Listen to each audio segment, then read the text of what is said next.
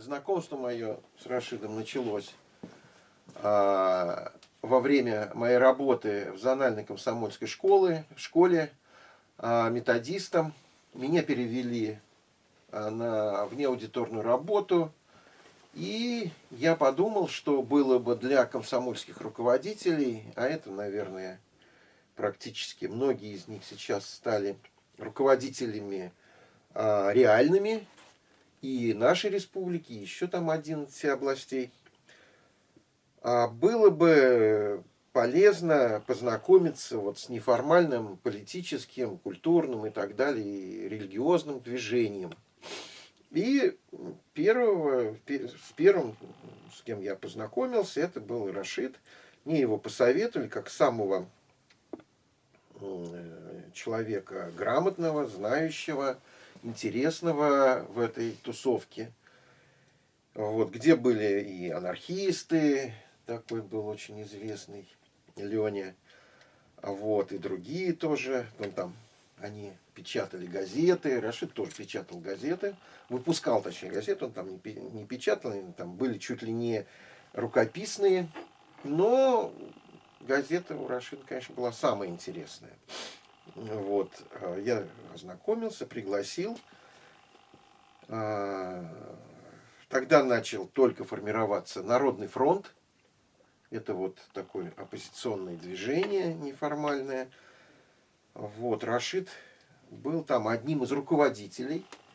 Притом, наверное, руководителем самым не только интеллигентным, но и самым вменяемым. Так случилось, что там собрались такие люди, не вполне, наверное, не вполне даже, может быть, и адекватные, если, ну, рассуждать так формально, с формальной логики. Вот, но Рашид был самым интересным. У него был за спиной опыт работы в закрытых НИИ, вот, ракетных, очень серьезных, в Дубне, еще там где-то. Вот, он был, наверное, такой самый значительной фигурой вот среди всех. Вот. Ну и наиболее грамотный, то есть наиболее аргументированным. Вот. И так у нас началась дружба, продолжаться эта дружба, мы как-то с друг другом сблизились. Вот. Выглядел он очень экстравагантно. У него была длинная борода, длинные волосы. И среди недоброжелателей, которых было тоже достаточно, среди вот этой тусовки, его называли попом Гапоном. Вот так, ну, видимо, вот за такой экстравагантный вид. Ну, и еще за, наверное, одну черту, которую он пронес на протяжении всей жизни, это была независимость. То есть он не только имел независимое суждение, но очень реагировал, очень, так сказать, сильно реагировал на попытки подчинения. То есть на попытки манипулирования. Вот это было в нем самое неприемлемое в отношении с ним. Это каким-либо образом, там, если он подумает или там как-то ему покажется, может быть, что им пытаются манипулировать, то это было невозможно им манипулировать, то есть он сразу начнет делать все как-то не только по-своему, но и в пику. Вот это такая была в нем черта. Но мы, в общем-то, с ним ладили прекрасно. Я им манипулировать никогда не пытался, наоборот, мы с ним вместе работали. И очень много работали потом вместе по политической части. Сейчас политическая жизнь во многом замерла. Ее подменила совершенно другая и ситуация, и политический расклад другой. Я не знаю, хорошо ли это, плохо ли, но вот сжатие пружины вот этой политической никогда не доводило до каких-то позитивных результатов. Нельзя останавливать реку, как, например, у Салтыкова-Щедрина Угрюм-Бурчеев пытался остановить реку, потому что она течет, это его раздражало, и течет не так, как ему хотелось. И, собственно говоря, кончилось тем, что просто река снесла весь город Глупов. Вот. После, это то, что я рассказывал, период охватывает, наверное, 90-е годы, 90-е, 89-й, даже конец 89-го, начало 90-х. Потом были судьбоносные, самые судьбоносные, наверное, в его жизни. Это начало 90-х, это путч ГКЧП. Как руководитель Народного фронта, уже как руководитель Народного фронта, он после неудачного путча запирал в двери обкома партии. Он ходил со связкой ключей. Этот момент попал в книгу «Истории Татарстана», которую там выпустили в начале 90-х. Это можно посмотреть, там есть прекрасные фотографии. Вот, под редакцией, по-моему, Мухамедшина. И, в общем-то, он вошел в историю как человек, закрывший обком партии. То есть закрывший целую большую историческую страницу. Этот момент, конечно, вызвал очень сложные отношения среди истеблишмента республики. Как мне сказал один, в общем-то, деятель, достаточно высокопоставленный, но это было, правда, давно, сейчас это сгладилось уже во многом, что вот Рашид вот такой закрыл обком, и я им сказал, что вот, дескать, сейчас-то у вас там свои самолеты, капиталы, вместо двухкомнатных квартир огромные особняки. То есть вы сейчас продвинулись, и он им тоже сказал. И этот человек мне ответил: да, все верно, да, самолеты есть, капиталы есть, особняки есть, но отец-то, обком партии-то, нет его. А обком же был отцом, но его-то уже нет. Вот как это можно совместить? Вот как бы ты выбрал? Чтобы отец был жив или чтобы у тебя самолет свой собственный был? Поэтому самолет это, конечно, хорошо, но вот был жив отец, а сейчас его нет. Вот. Поэтому, ну вот к нему, может быть, поэтому было очень неоднозначное отношение. Ну и к тому же его боялись. Он был человек, который мог собрать 3000, 4000 человек, мог зажечь толпу, что вот несмотря на свой такой вот экстравагантный, интеллигентствующий вид, длинные волосы, бороду, какой-то такой вот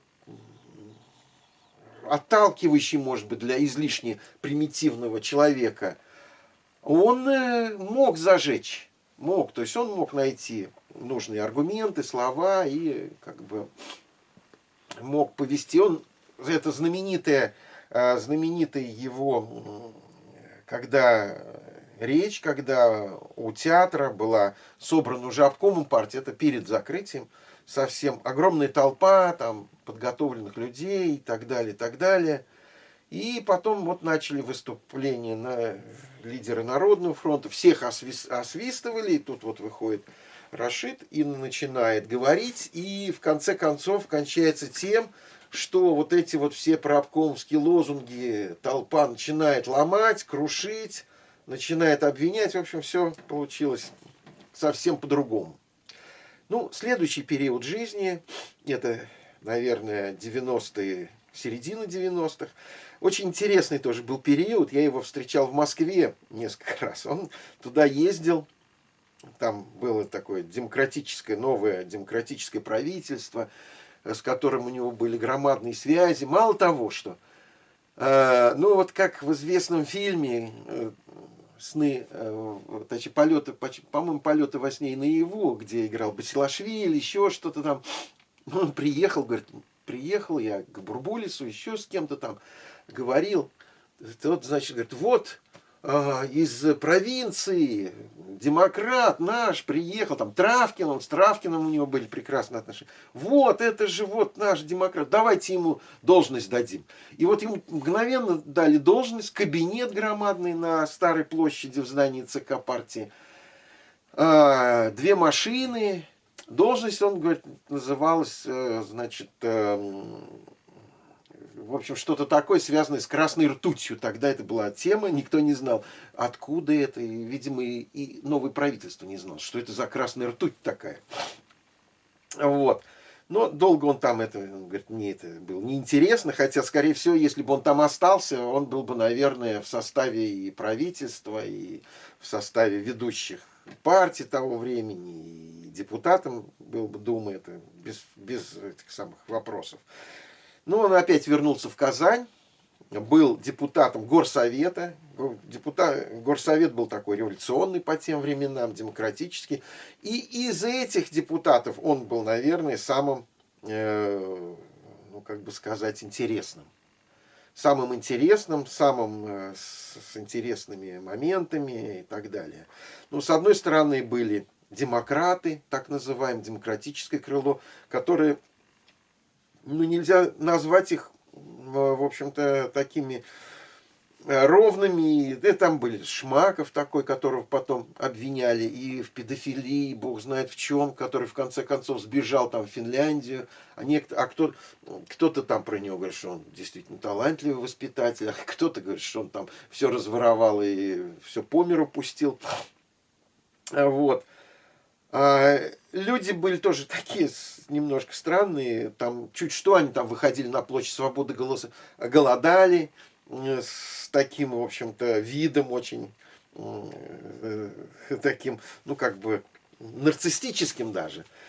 Дальше, ну, я говорю, что он на этом фоне выглядел. Потом был такой Галюдинов, который на все говорил нет. Вот если его скажут, что солнце на востоке встает, он скажет, нет, не встает, оно и вообще солнце не существует. То есть, ну, люди были достаточно такие вот с чудинкой, что называется. Но он был действительно такой человек государственный и в общем, с таким достаточно мышлением очень государственным, очень большим. Он сразу увидел главные моменты в республике. Это очень сложно, особенно тогда, очень непростая была затея. Это нужен был действительно ум, нужен был опыт, нужен был действительно острый взгляд. И у него он был, это вот факт. Вот я уже говорил, что сравнивать его можно было, наверное, в журналистике с Познером. Но кроме журналиста, он ведь был еще и политический деятель. То есть вот эта политическая его составляющая. Но притом он прекрасно понимал, знал, что главное в политике – это донести до людей свои идеи вот эти. И он знал, как это донести. Его газета, мы все прекрасно знали, она доходит до людей. Это его главная заслуга. Не читают газеты, все кругом макулатура, все идет в отвал. «Звезду Поволжья» читают. Это большое достижение. То есть он знал, как сделать из мертвого существа существо живое. Таким вот алхимическим методом. И это было, конечно, его очень сильная черта. Очень сильная черта.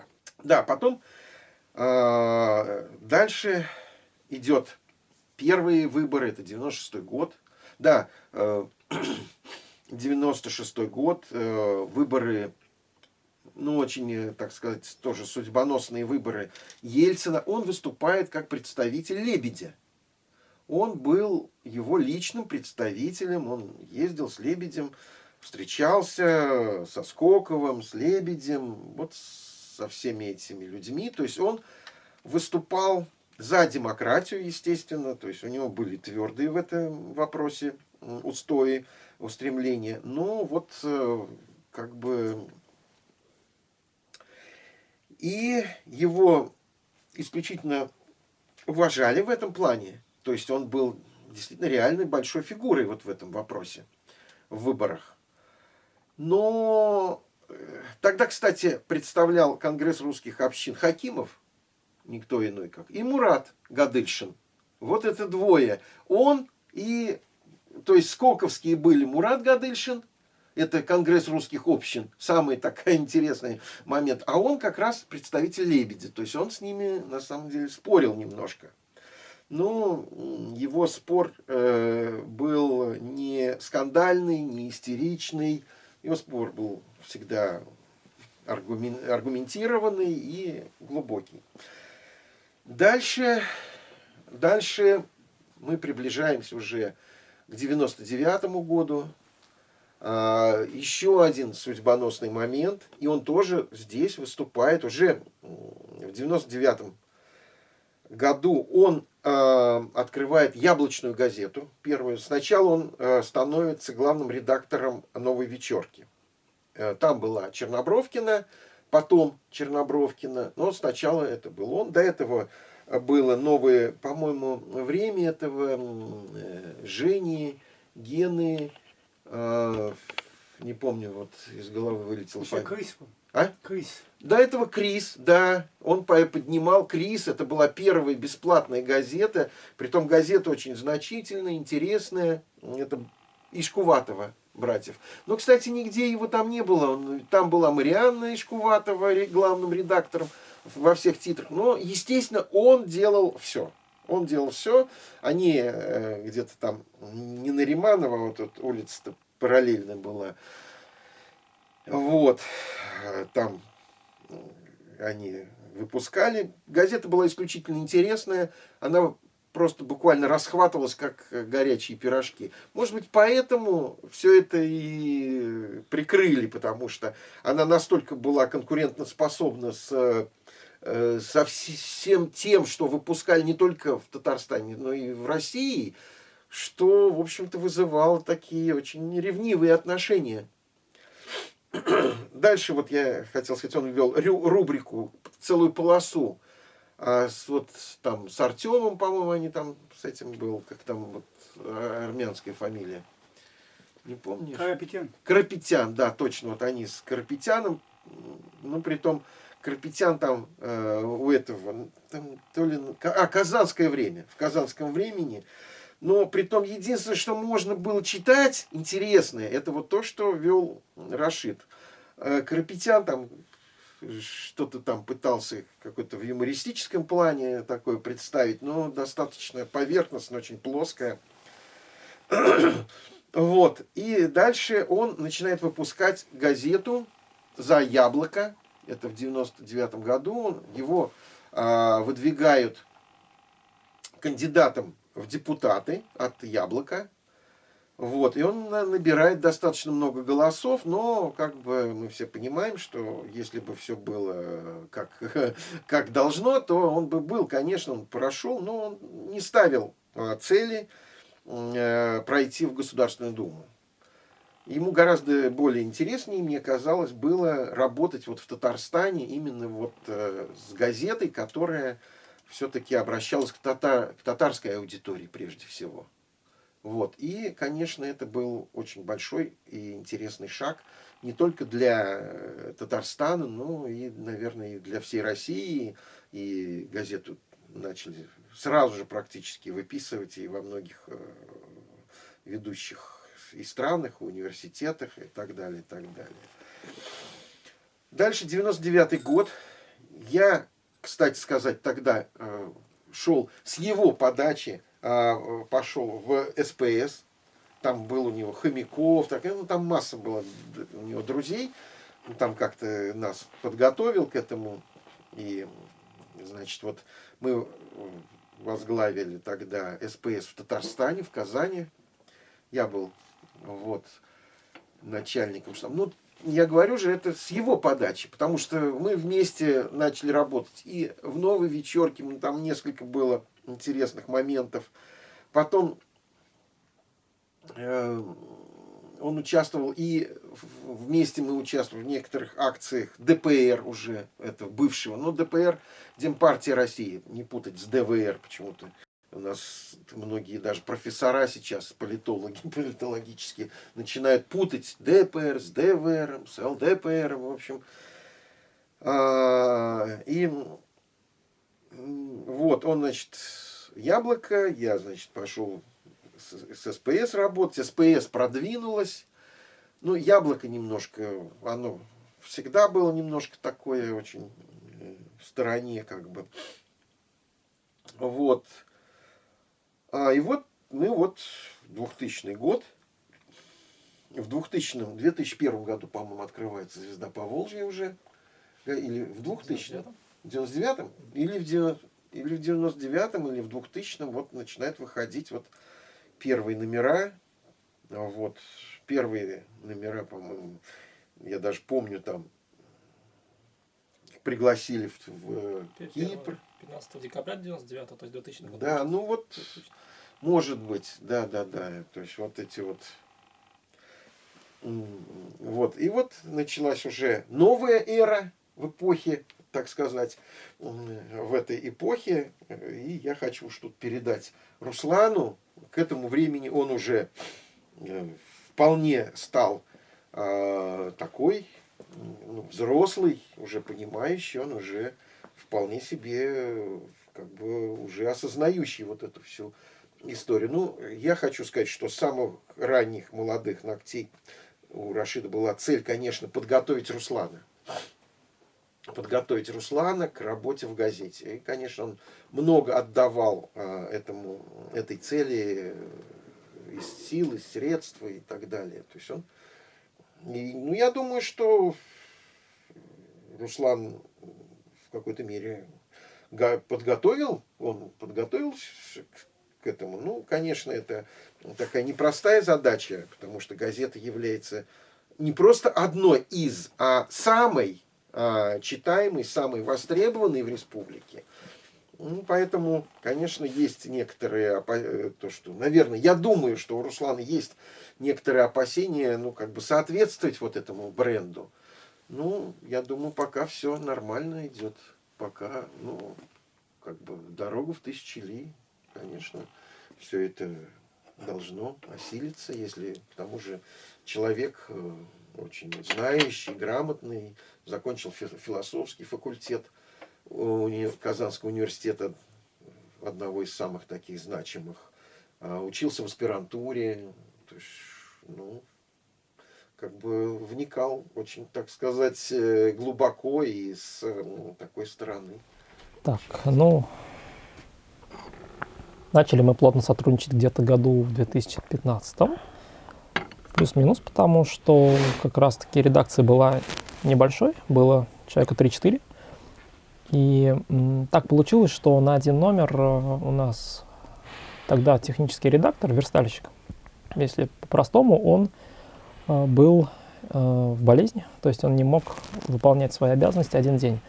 И нужен был человек, который хоть как-то в этом немножко разбирается. Ну, сначала был человек со стороны, который просто был приходящим редактором. И какой-то номер папа сказал: ну, это же все просто, возьми, сделай, попробуй.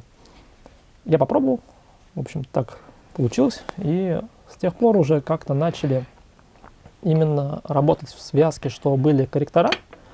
Был папа как главный редактор, был я как технический редактор. И тем самым уже вот редакция была сформирована по новой. Мы переделали дизайн, то есть исключили старые шрифты, поставили новые после того, как папа сказал, что его газету называют похоронной. То есть шрифты были слишком черные, было много черноты, мы добавили больше белого пространства. Мы изменили вообще дизайн полностью, именно расположение статей. Ну, это все технические такие детали. И, собственно, потом, через какое-то время, так получилось, что наиболее важная сотрудница, она не смогла уже работать в газете, потому что у нее изменились семейные обстоятельства в лучшую сторону, и она уже больше не могла жить в Казани, ей было невыгодно. Мы работали втроем, потом уже за место корректоров мы стали вдвоем с папой. И такой тандем, я и папа, мы практиковали его где-то последние 3-4 года точно. Ну, собственно, до последних дней, еще до того, как попасть в больницу, он сделал номер. То есть последний номер, это было начало октября. Когда в четверг я к нему приехал, собственно, это были первые дни октября. Я точно не помню, первое или второе. И он как раз в это время делал номер, написал последнюю статью. Я помню то, что я ему сказал, что надо прочитать. Он сказал, нет сил. Говорит, ставь как есть. Я говорю, афоризм, который там на какой-то, на третьей, по-моему, странице, я говорю, уже был несколько номеров назад. Он говорит, ну найди новый. Я говорю, сейчас не могу, я не в состоянии. В общем, я все прочитал, отправил, сдал. На следующий день поехал к нему. Он жил на даче, он не любил жить в городе, потому что в городе ему было шумно, и не любил жару, не любил асфальт. Считал, что слишком как-то асфальт отдает и запахом, и грязью. Поэтому в последнее время он любил быть более близким к лесу. Жил в деревянном таком домике. И поэтому пытался побороть ковид именно природой. То есть 2 недели после того, как он заболел, он занимался самолечением. Так, конечно, все произошло очень неожиданно. Но еще до официального диагноза, еще до мазка плюс КТ, папа сказал то, что я говорю, ну давай съездим в больницу, пусть хоть диагноз поставят. Он говорит, ну коронавирус обычный. Такой, говорит, диагноз. Ну, вот он прям так сказал, цитирую. Поэтому, конечно, так это все получилось, что в 2011 году у него был инфаркт, такой обширный, и он был между жизнью и смертью на границе, там шансы выжить, как он сам говорил, был 10% после операции. В итоге операцию провели, и, по сути, именно благодаря этой операции, благодаря тому, что тогда папа остался жив, фактически «Звезда по Волжье» выходит сейчас. То есть, если бы тогда все прекратилось, я бы не смог выпускать сейчас. Тот коллектив авторов, который сейчас печатается, он бы распался. То есть, «Звезда по Волжье» прекратила бы свое существование точно, потому что плотно начал я жить с папой где-то в 2012 году. То есть, до этого там были периоды, когда я жил не с папой. И поэтому именно вот это событие, то, что сердечный приступ, операция и реабилитация, собственно, привело к тому, что мы начали более тесно общаться, как-то вместе жить. Где-то 2-3 года я учился в аспирантуре, там вообще был немножко потерянный по жизни. И в 2015 году пришло желание что-то все-таки делать вместе. Поэтому мы начали ходить на мероприятия. Видел то, что люди говорили, что, в общем, папа там заставляет сына ходить на мероприятия. Это, конечно, не так. Естественно, больше я проявлял интерес, чем папа. Я вообще просился. То есть я просил ходить. Папа все говорил, ну давай, может, напишешь, может, напишешь. Я долго не мог ничего написать, потому что это очень сложная работа. До сих пор я думаю, что, наверное, эта работа не моя.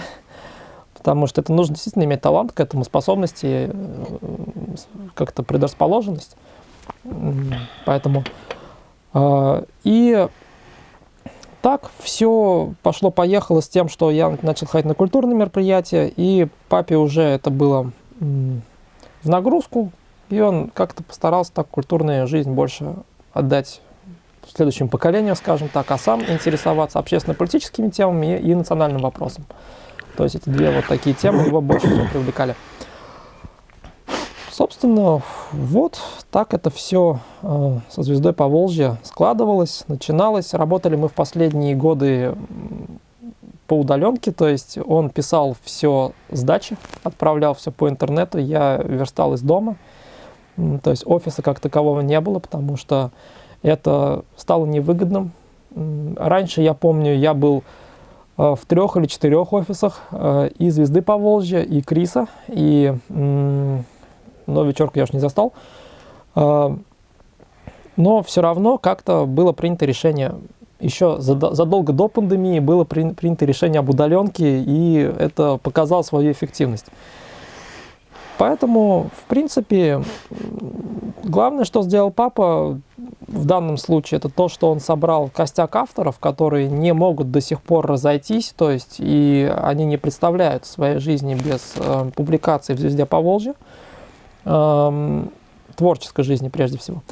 И просто он познакомил с теми людьми, которые сейчас, собственно, и фактически помогли тому, что «Звезда Поволжья» существует.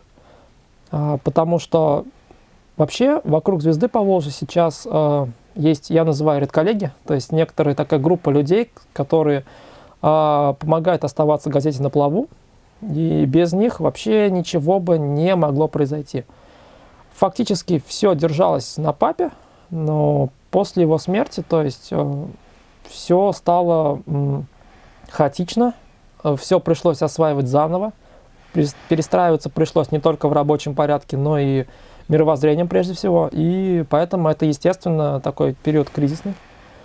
Ну, говорят, кризисы, но возможности, так что, возможно, действительно, в «Звезде Поволжья» нужно как-то трансформироваться сейчас, возможно, искать новых авторов, более молодежных, потому что как раз-таки недавний процесс в ТОЦ показал, что если нет молодежного крыла, если нет кому передать, если нет на кого опираться именно вот среди юношеского возраста, то, как правило, все может спокойно остаться на тех же позициях, на которых было 5 лет назад.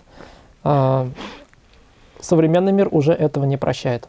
То есть, если у нас ускоряется время сейчас, то и социальные взаимодействия тоже должны быть ускорены в этом плане, что опора должна быть не только на тех аксакалов, у которых есть мудрость, знания, опыт, но и на ту молодежь, которая старается идти в ногу со временем и использовать уже более современные технологии.